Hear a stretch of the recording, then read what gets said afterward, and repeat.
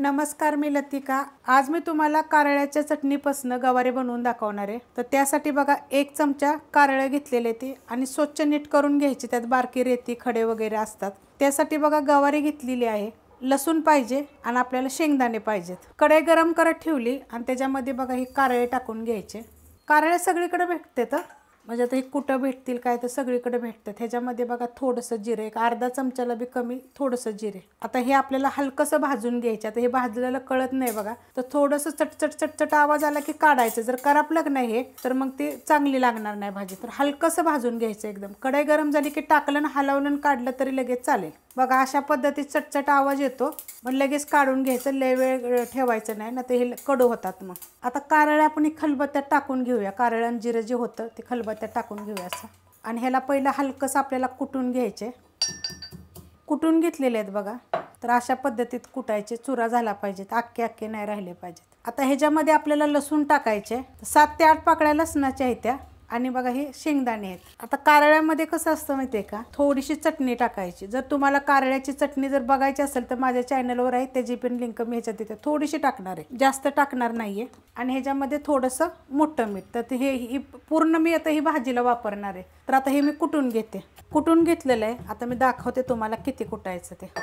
आपल्याला एकदम बघा फक्त कारळे बारीक करायचे, बाकीचं हे जे साहित्य आहे ना तर असं थोडं थोडं मोठं मोठं लागलं ना तरी चालेल। अशी आता कसं दिवाळी खाऊन खाऊन कंटाळा येतो ना, तर मग ही थोडंसं आपण जरी चटणी अशा प्रकारे बनवून जर खाल्ली ना तरी चालते। कढई गरम करत ठेवली, त्यामध्ये तेल टाकून घेऊया आणि एकदम थोडंसं तेल टाकायचं बघा, अर्धा चमचाला बी कमी टाकलेलं आहे। आणि कडक गरम होऊन देऊया। थोडीशी मोहरी आणि थोडंसं जिरं, जास्त टाकलं नाहीये। आणि कढीपत्ता आणि अर्धा कांदा घेतलेला आहे बघा, हा छोट्या आकाराचा अर्धा कांदा आहे। आता हा कांदा आपण चांगला भाजून घेऊया। कांदा बघा असा भाजून घ्यायचा, एकदम आपल्याला असा लाल भडक नाही करायचा कांदा। थोडीशी हळद टाकायची, मिक्स करून घेऊया। आता ह्याच्यामध्ये 1 टमाटर बघा, अर्धच टमाटर टाकलेलं आहे आणि हे पण 1 मिनिटभर परतून घेऊया। मिनिटभर बघा हलवून घेतलेलं आहे। आता हे आपण जी कारळ्याची झटपट चटणी बनवली होती ती टाकून घेऊया। सगळी टाकायची आपल्याला, जेवढी होईल तेवढी। ह्यात आता ही 2-3 चमचे झालेली आहे। आता हे मिक्स करून घेऊया, हलकसं परतून घेतले बघा। आणि गॅस मी बारीक केलेला आहे। आता गवारी टाकून घेऊया। हे 150 ग्रॅम गवारी आहे आणि बारीक आहे। ह्याच्यामध्ये तुम्ही मोठी टाकली तरी चालेल। पहिली पण मी निवडायच्या अगोदर धुवून घेतली होती आणि आता पण धुवून घेतलेली आहे। आता हलवून घेऊया। कारळ्याची चटणी टाकल्यानंतर बघा मिक्स करून घेतलेलं आहे। आता ह्याच्यामध्ये चटणी टाकायची, तर तुम्हाला किती पाहिजे त्याप्रमाणे टाका। कारळ्याच्या चटणीमध्ये मी चटणी पण टाकलेली आहे आणि मीठ पण टाकलेलं आहे, तर तुम्ही चव बघून टाका। आणि जर तुम्हाला जर कारळ्याची चटणी पाहिजे असेल तर ह्याच्या खाली लिंक देते, आणि अजून वेगळी जर पाहिजे असेल थोडी तर कमेंट करून सांगा। मीठ आता मी ह्याच्यात टाकणार नाही, कारण मी कुटताना भरपूर मीठ टाकले, त्याच्या अंदाजावर मी नसेल तर थोडंसं टाकेन।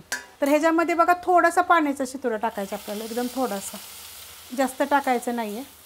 आणि गॅस बघा आपला अजून पण बारीकच आहे। आता ही एक जागी करून झाकून ठेवणार आहे 10 मिनिटासाठी बारीक गॅसवर। आपण बघूया एकदा, बघा हे जे पाण्याचा शितोडा मारला होता ना आणि मिठाचं पाणी बघा सुटलेलं आहे। आता ह्याच्यामध्ये थोडंसं मीठ टाकायचं, कारण तुम्ही चव बघून टाका। आपण चटणीत मीठ टाकले त्यामुळं कमीच टाका।